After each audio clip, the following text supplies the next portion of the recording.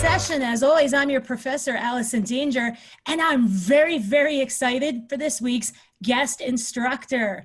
You have seen her on your TV doing some ring announcing, doing commentary. She is also the host of YouTube's Let's Get Serial. Ladies and gentlemen, Alyssa Marino. Yay! Hello, hello. Thank you for having me on. No, thank you for coming on. I'm so excited. You were on my dream list of people to get on. And then when you messaged me, I'm like, I'm going to shoot my shot. I'm going to try and see if she wants to do it. And then you said yes, and you made my day. And now I'm super excited to have you. I'm absolutely delighted that you even asked me. That's such an honor. I'm flattered. Yay.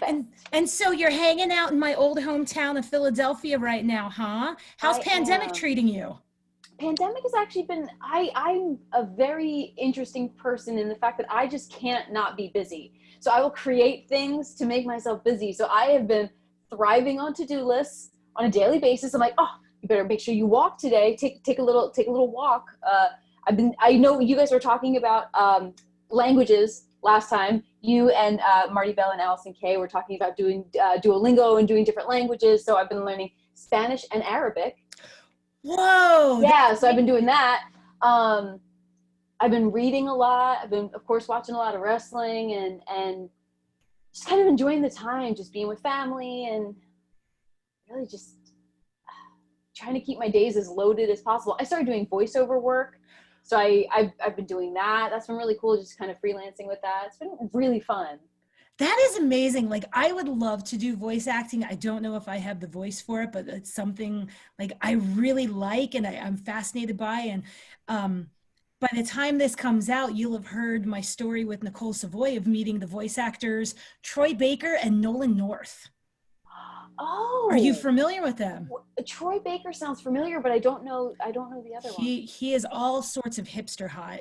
Are you familiar with the Last of Us gaming series or the Uncharted series, Nathan Drake and Nathan Drake's brother? I haven't played it, but I've seen it. Okay, yes. Yes. Okay. Yes. Nolan North is Nathan Drake, and then his brother Sam is played by Troy Baker. They're actually real life best friends. They have their own YouTube show where they bust each other's balls the whole time.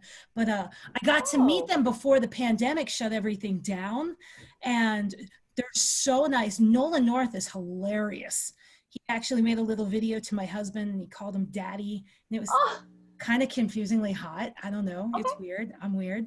But yeah, but like the voice actors and stuff. And then I see with the most recent Last of Us too, the voice actors in there, especially the females, got a lot of hassle for some of the storylines and stuff like that. And it was a shame because I thought they all did very, very well in their roles.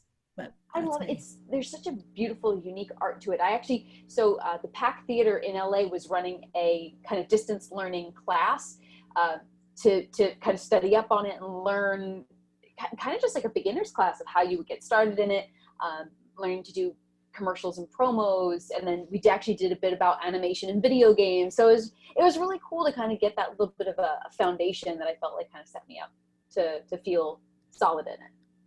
Neat. I love learning. I love learning stuff. So. Learning's great. And I feel like with the pandemic, as horrible as it's been, there's been that opportunity. I don't know about you, but as someone in wrestling, I tend to be very go, go, go. You know, combine that with being wife, mom, all that. It's go, go, go. I don't know how the rest. I had a complete emotional breakdown when we first got locked up here in Vegas because I didn't know what to do with myself. I felt very trapped. Now I'm studying dental medicine through the University of Penn. I've started this show. Yes, ma'am. I have a background in dentistry from before my wrestling days. And I'm like, well, let me get a refresher just for the future. You know, I'm helping the kid distance learn. I read a bunch of books. I started watching Brené Brown stuff. I find her pretty unique. She's a social work professor from a university in Texas. She's Texas based, but she does a TED Talk and it's about the art of being vulnerable and how vulnerability and courage are what make people brave. And so I've just started getting into her and it's very interesting, very inspiring. So yeah, were you like that before everything started? Were you kind of like go, go, go because of wrestling and very life? much so. Like there's never a dull moment. There's always something you can be learning. There's always something you can be practicing or studying. For me, I'm actually very admittedly kind of a late bloomer to wrestling. So I actually was doing a lot of research, starting in like 2016. I would just kind of immerse myself, and especially if I was doing commentary, just finding these people, watching their matches, learning their style. So I think I've always had that kind of in me of just like, hey, learn as much as you can, work, bah, bah, bah, bah, bah. So almost for me, it was the idea of having to slow down for a second that I think at first I was like, no, I'm not going to do that. I'm just going to like, I have 12 different language classes I'm going to do. I'm going to do, this voiceover class. I'm going to learn linguistics. I'm just going to do all this stuff. And I loaded myself up so much that it felt like, okay, no, everything's fine. But then I'm like, wait a second. I haven't seen sunlight in maybe 2 weeks. I should maybe go and like check my mail or something, like trying to find that balance where it's like, I do take that second to slow down. My friend described this as, it's the great pause. He's like, it's the great pause, Alyssa. Like, it's okay. Like, take a second. I'm like, no. I can't. No, that's not how that works. I need to find something to do. I'm like, take a second. You're going to wish you had the second later. I'm like, yep. Dang it, you're right. So trying to find that balance has been interesting. It's been tough. And I started taking up yoga, and I won't lie, I actually started therapy to kind of help me get through it. So I've been utilizing an online therapy app called Ginger. And Ginger. I have a therapist. Yeah, you guys can live chat, you can video chat. And I have a very nice therapist that I meet. I haven't met him in a few weeks, but I'm probably due to just get a little touch up, hey, everything's still okay. You're doing the right thing. You're taking a step forward by branching out into like the YouTubing and the Patreon and all that. So it can be a little overwhelming and a little intimidating, but I think therapy has been a huge help in getting through this, and then finding alternative ways of getting busy. I've learned I'm fascinated by bees. I didn't realize, but as nervous as bees make me, I kind of wouldn't mind getting my own hive.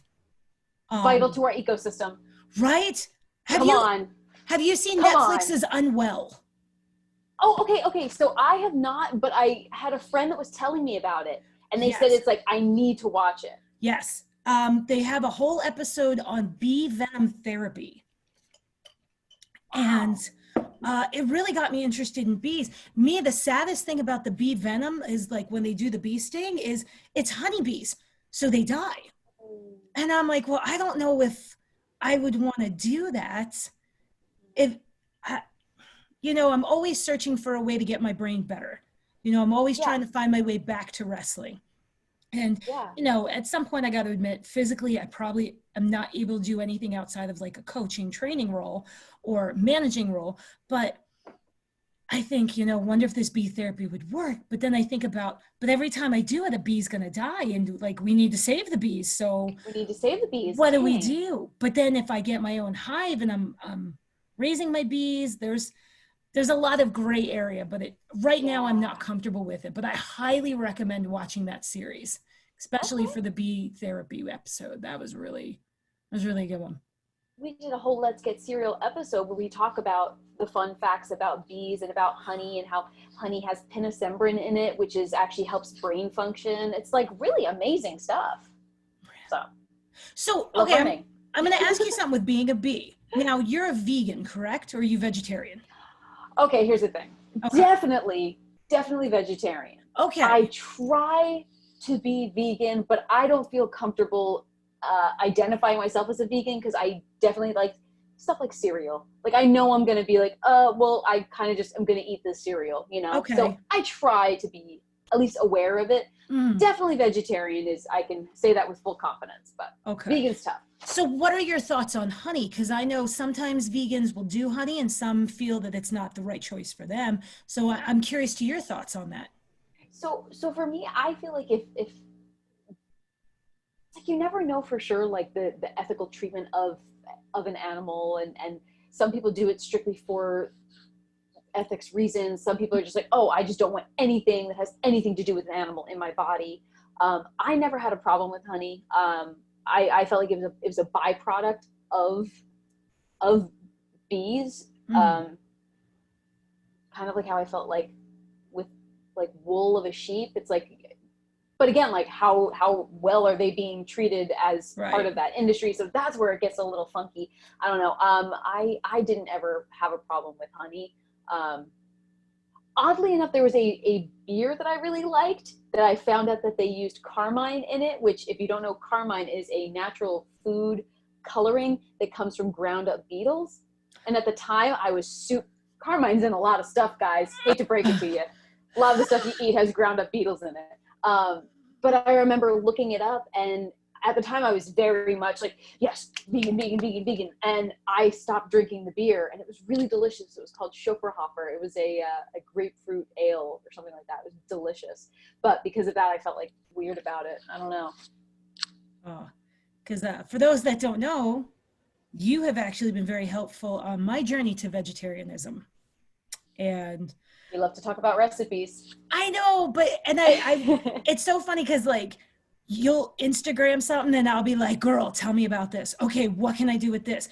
I'm going to send you a picture of this. What do you think of this? And I was like, man, I hope I'm not driving you nuts with like all my questions about it. But, you know, I did it for health reasons. I had a lupus scare in May, and it leans more towards fibromyalgia, but they're saying, hey, give up the meat and stuff like that. So I'll tell you, the Saturday before we recorded this, I had made the family Southern fried chicken. So they've followed me and they've cut down on meat, but every now and then they're like, hey, do you mind making some chicken? So I made Southern fried chicken, and it smelled amazing. And I was like, you know what? I haven't had meat in a few months. I'm going to try just a couple bites to see how it was. Okay. Girl, can I tell you, it was not worth what I went through after. Yeah. I ended up, let's put it this way, I was so dehydrated. I had muscle cramps. Oh, no.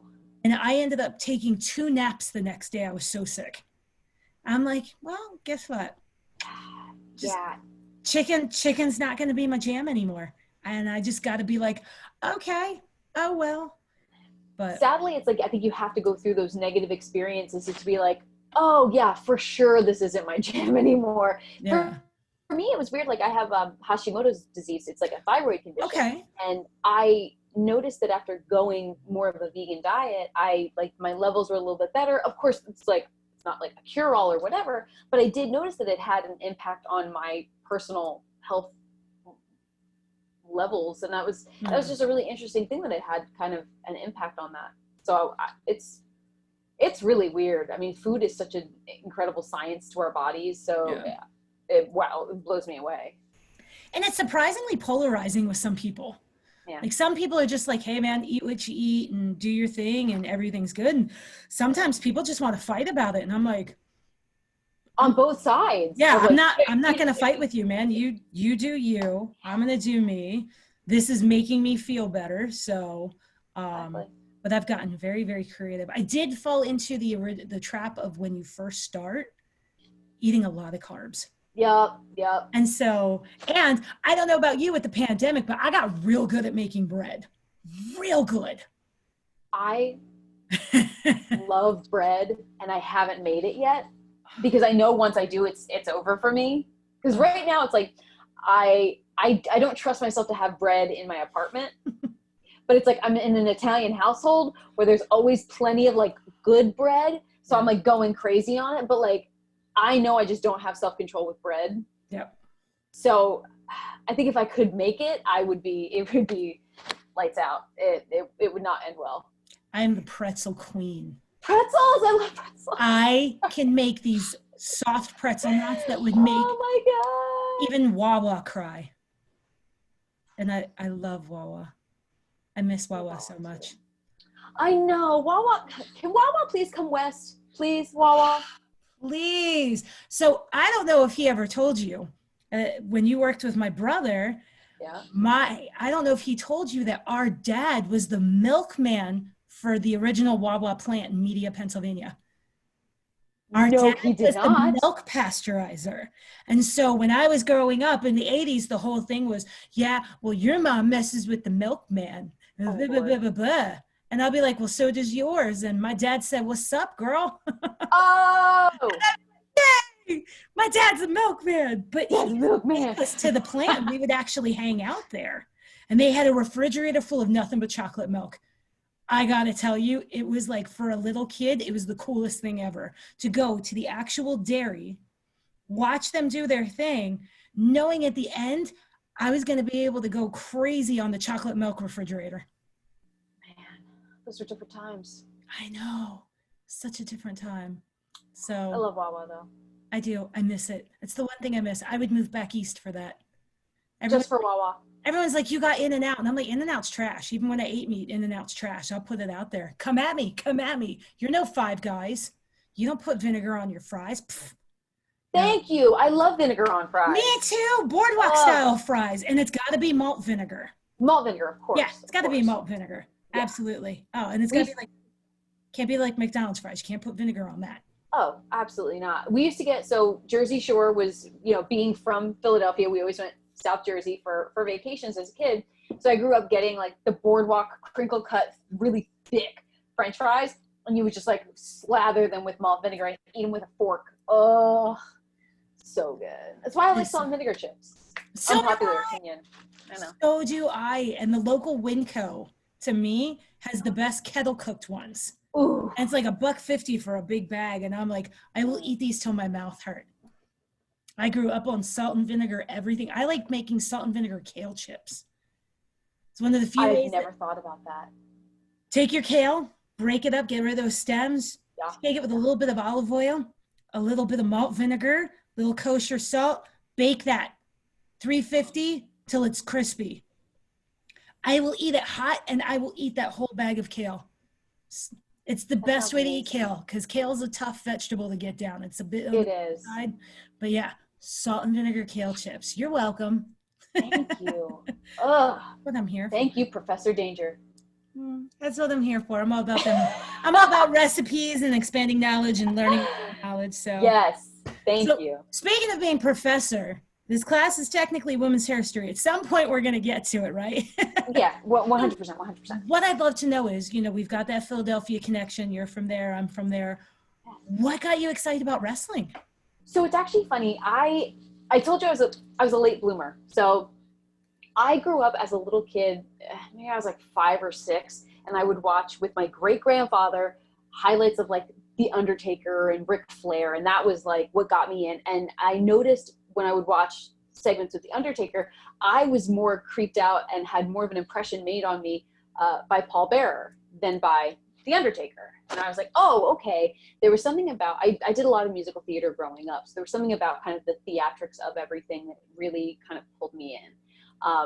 And then I lost touch completely. I did a lot of, like I said, musical theater stuff, and I actually went to school for music, so I was a trained opera singer, so I did a lot of theatrical, dramatic, entertainment things, but I never touched on wrestling until I moved to LA.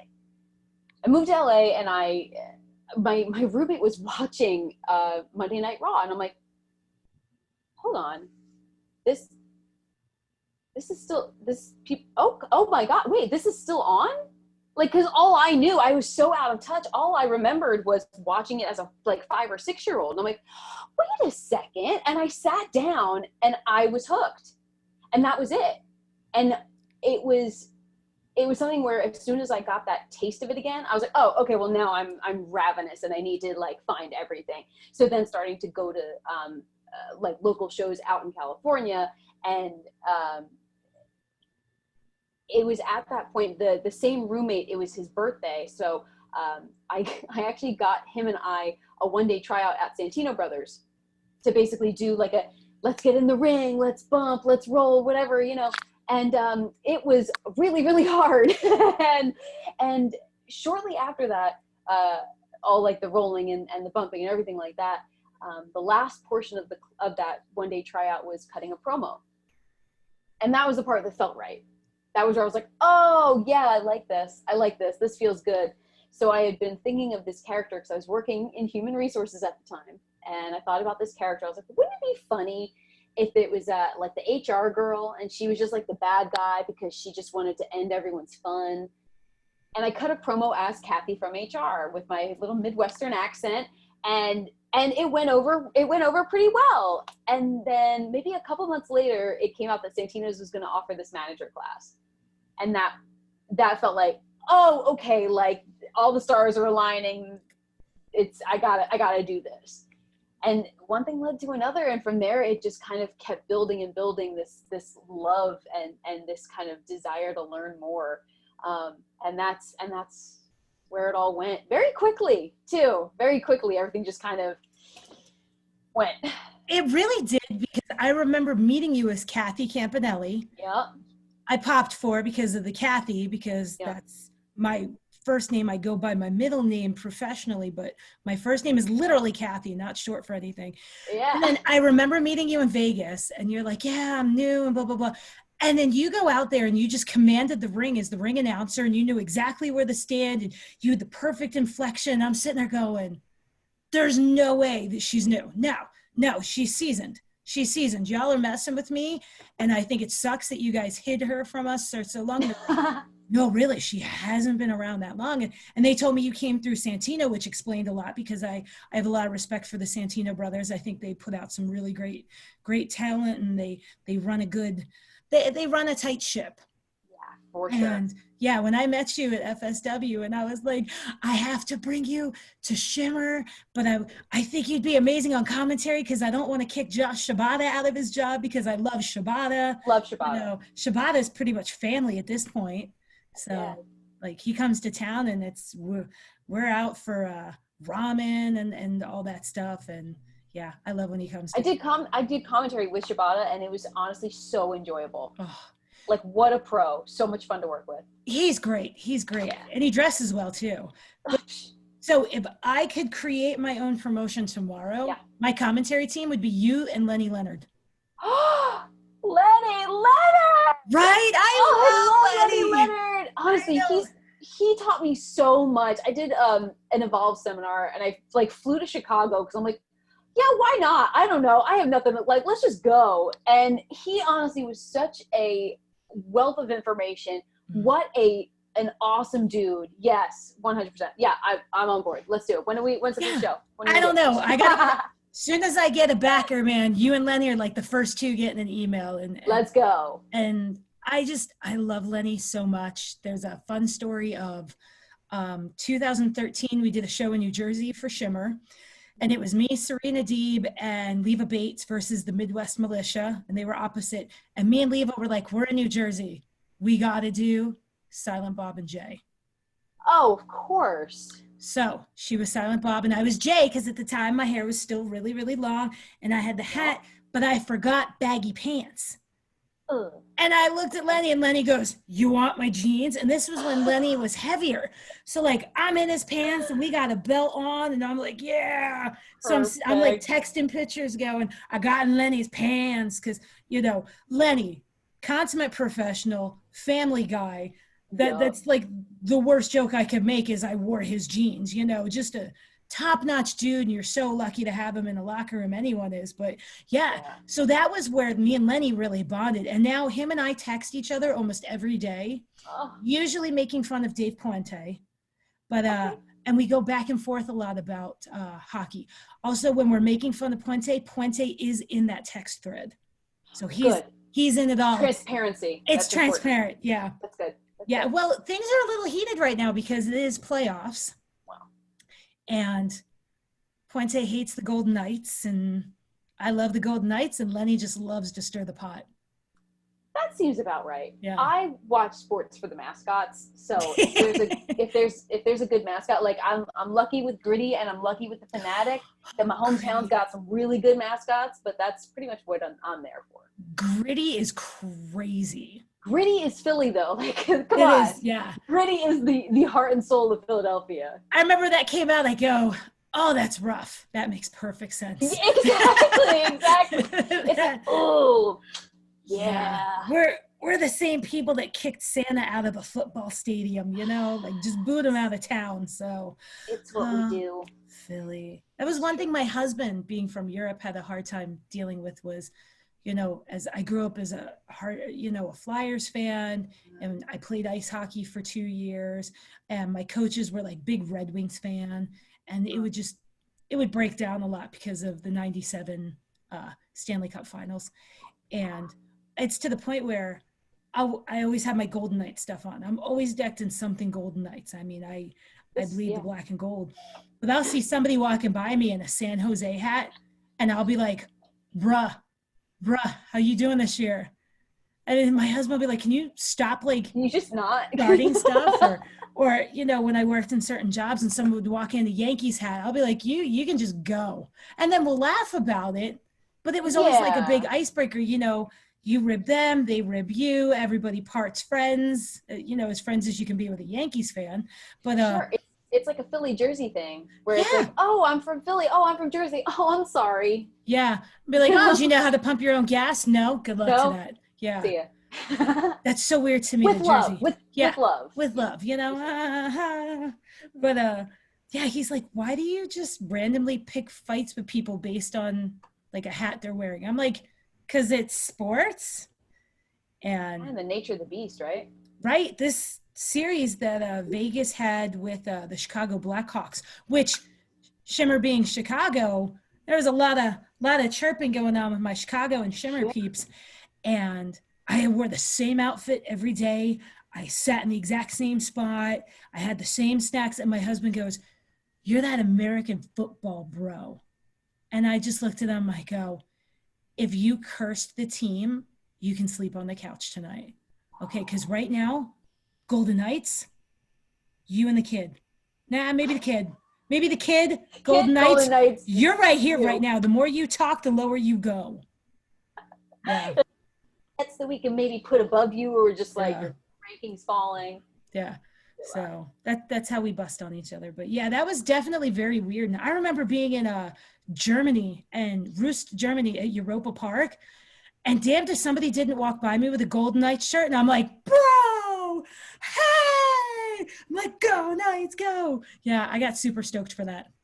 But it's beautiful when stuff like that can bring people together, you know? It's like the universal language of even like wrestling. It's like, oh, you find out, you know, you have the same favorite wrestler as someone, or you were at the same show as someone, or anything like that. I think it's kind of the beauty of sports and sports entertainment. Is just kind of the way it can bring anybody from anywhere together.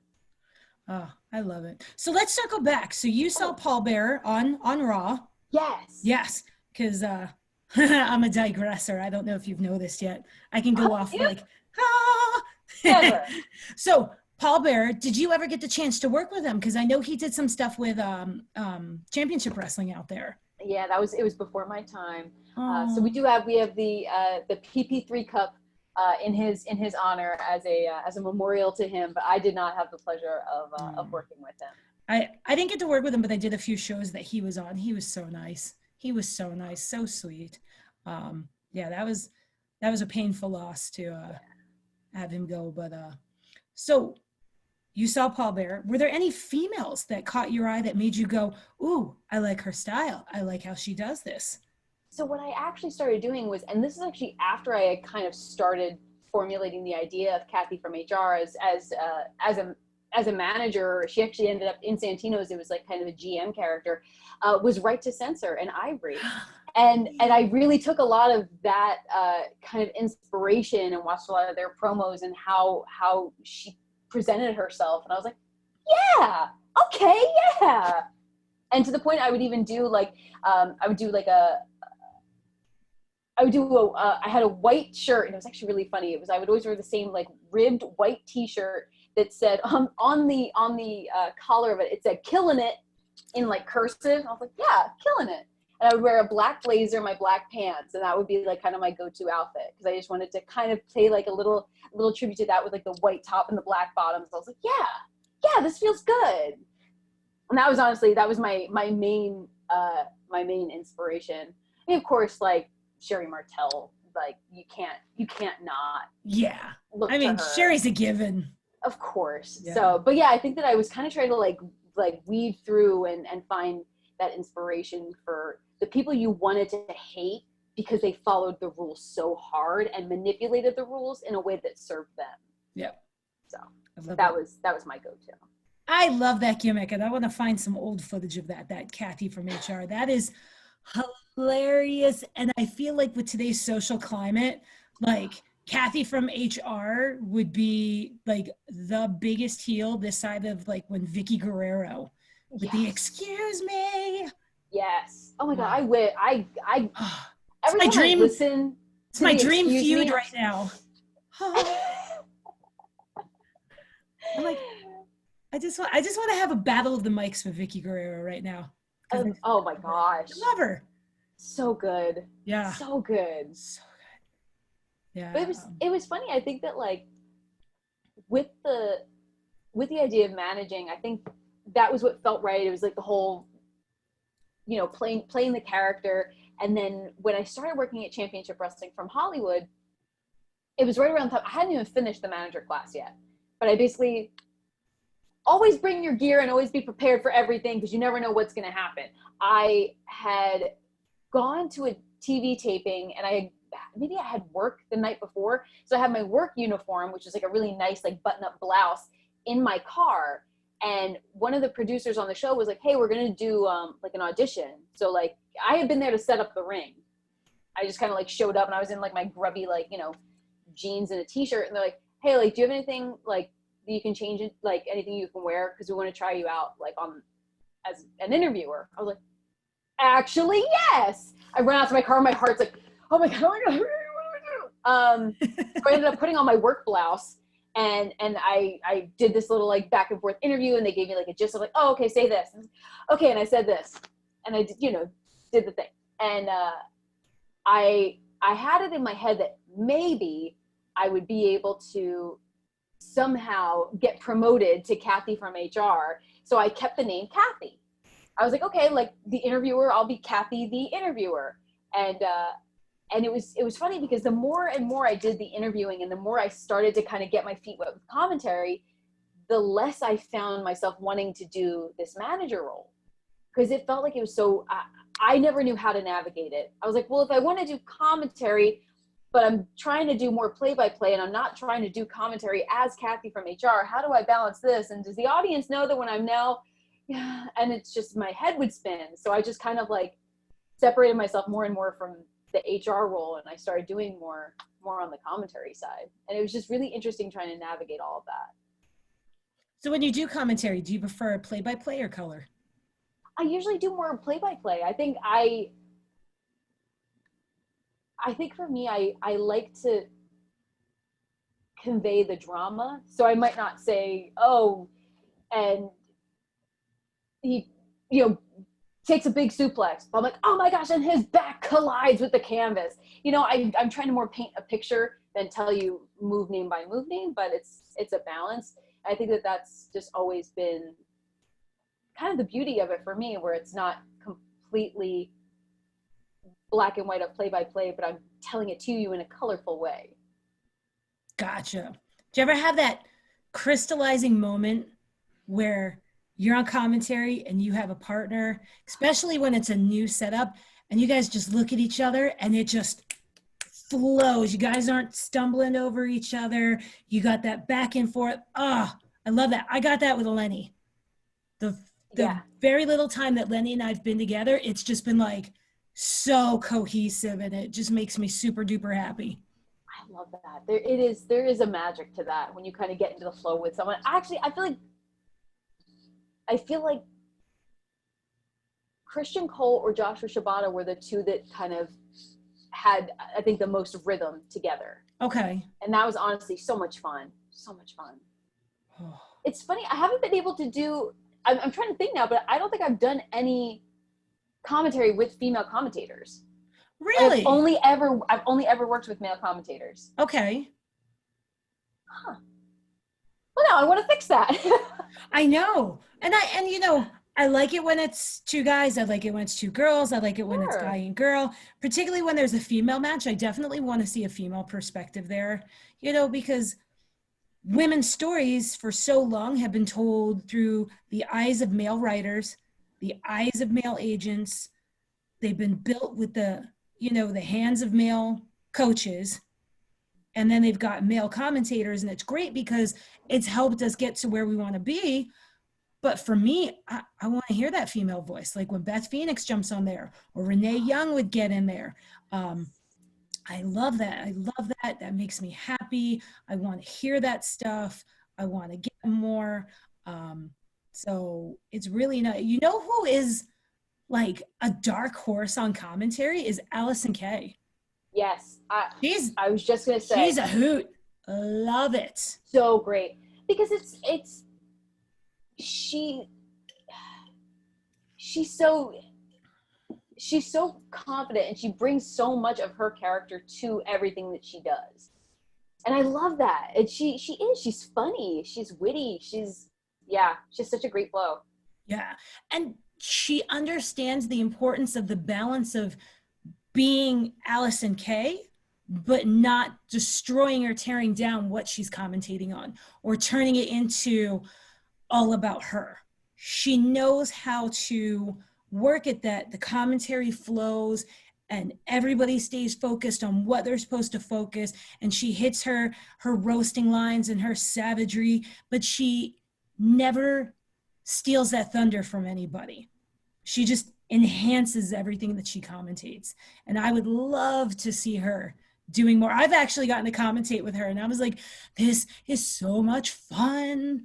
I'm like, yes, Allison v. Allison on commentary. It's because I had to be the straight man, and usually I'm not the straight man on commentary. Yeah. Usually it's, man, I'm usually not the straight man on a lot of stuff. A little bit in me and Leva Bates' tag team. Sometimes she got to be the crazy one, especially because she was like the queen of cosplay.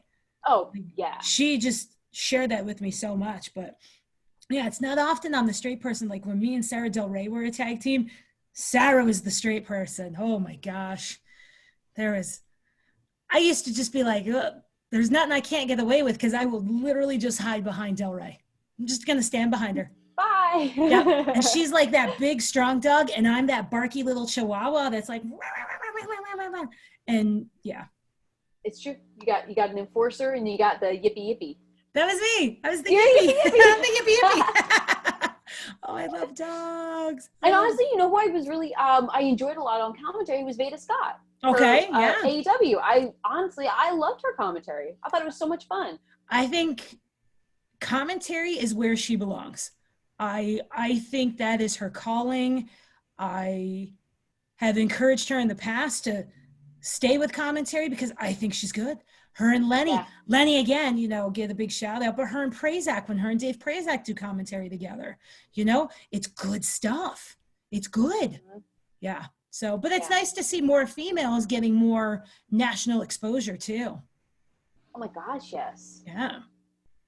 So. When I was first actually starting in Santino's, I had just finished the class and I was starting to explore commentary, and that's when they brought Renee Young officially on. And it was that moment where I'm like, oh, snap. Okay. So I could do this too. I'm looking at this woman doing it and she's nailing it.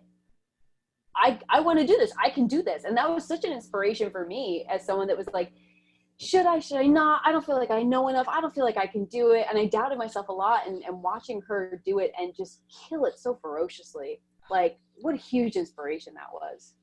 I genuinely wonder if she realizes what a pioneer she was and is. And, by the time this airs, everyone will have known that she has left WWE and she's moving on to, her next big adventure, whatever that's going to be. And I'm like, she could easily be daytime TV. She could have her own show. She could have her own cooking show. She's got a cookbook that she's going to become. Yes. And I keep going, can I like taste test anything? Because we don't live too far apart from each other. Right. So I jokingly tell her she's my neighbor and stuff. But I mean, the sky's the limit for her. But I don't. It really is. I have to ask her one day if she realizes the impact that she has. There's little girls out there probably holding microphones, all pretending to be Renee, and they're interviewing their dolls and they're interviewing their wrestlers and their action figures, and they're going to do something in journalism, and they're going to do great things in journalism. And I could see Renee running TED Talks one day, and she's just going to be this Martha Stewart conglomerate. And yeah. Oh yeah. She's going to I can feel that 100%. And so because I'm me, you know, the Karina in me, I keep trying to pitch to her. I'm like, all right, Renee, we need a cooking show that's weekly. But each week we have a different Golden Knight come make the meal with us. They Oh taste yes, because test you're it. both Golden We Knight chirp. fans. Oh, we're huge Golden Oh Knight my fans. gosh. And I was like, we get Ryan Reeves on and we chirp. And then we get Flurry on and we talk about the crossbar while we make like hot cross buns. And then we bring Pacioretty on, but then I get in trouble because I get super flirty because Pacioretty is a snack. Yeah. I love it. I like that though. You have the enterprising mindset of, okay, well, this is a great idea. Let's do this. Let's make this happen. And I love that. That's how else does stuff get done? You gotta throw it out there. I'm an idea guy. I'm that person that goes, I have all these ideas. I don't know how to bring any of them to fruition, but I have these ideas and I just like to give them to people or be like, okay, how can we make this work? I'm always pitching myself for stuff. When they were doing the AEW tag title competition for the women, I'm like, Yeah. can I manage Swole Family? Because I am Mama Swole. And I was like, Well, I'm like, put me in, coach. I'll come out there in my tracksuit and my good kicks and I'll be dancing. And I think I might have an edge on Nicole Savoy's dancing. So, we'll see there. I don't know. I'm a challenger to a dance off in October when I see her. whoa. I can't dance as good as Big Swole though. But I'm like, oh no. Man, I'm like, I could pitch myself for any company right now and just be like, hey, I got this money. This idea is money. Here you go. Here you go. And I could keep doing it. I'm an idea guy. I don't know why I don't try to get a writing position anywhere, but Yeah, fun. I don't know. You're a creative mastermind. Maybe. I don't know. I just love wrestling. I love it. I love it so much. And when you're doing something you love, the sky is the limit. Anything can come if you just love it. It's like Letterkenny. If you love what you do, you don't work a day in your life. That's it. Oh. Ugh, So, good stuff. Ms. Marino, what's next on your adventures? What you up to? I learning 2 languages, studying. I gave you a match to study. Cannot wait for your feedback on that. How I you am commentate excited. it. Yes. I can't wait. You also, I think, gave me a recipe for the kale chips. So yes. I'm gonna make the kale chips and then watch the match. Yes. It was Fit Finley and Johnny Saint, right? Yes. Yep. I'm going to eat my kale chips while I watch, and I will report back to you. Honestly, I think a lot of it is just learning as much as I can, and kind of as things are starting to reopen, kind of like getting a little skosh back in there. I'm still doing my Let's Get Cereal episodes every week, so I've been really enjoying doing that. That's kind of like my outlet of part Mr. Rogers and part wacky little me, just having fun and eating stuff and teaching people words of the day. It's like Pee-wee's Playhouse and Mr. Rogers, but throw cereal in there too. I don't know. I'm spitballing here, but it's just fun, and I love it. And I think doing that, and then just doing wrestling related activities wherever I can as safety allows, and seeing what happens next. I'm so excited. So speaking of Let's Get Cereal. Yes. Should we have a bowl? Should we indulge? Let's have a little cereal. Let's have a little cereal. Let's get our cereal ready. Let's get our cereal on. Okay. Hello, my friends, and welcome to Let's Get Cereal, the weekly show where I, your host, Alyssa Marino, eat cereal and talk to friends. I got a real special friend here with me today, none other than the enigmatic Allison Danger. Yay! I am so excited to do this because breakfast is honestly like my favorite meal of the day. I'm a breakfast hoe. And it's the most important meal of the day too, wouldn't you say? It is. One thing, go ahead. I was going to say, I can't do that intermittent fasting stuff because Mom's got to have her cereal. I love it. So what are you snacking on today, Allison? So I was going to do a Raisin Bran Crunch, but I ate it. So I am currently doing, and I don't think you can see it without me spilling, but we are doing Honey Nut Cheerios. Classic. And I love this. I have got my Honey Made Cinnamon. So without further ado, my friends. For the bees. Let's get cereal. Let's get cereal.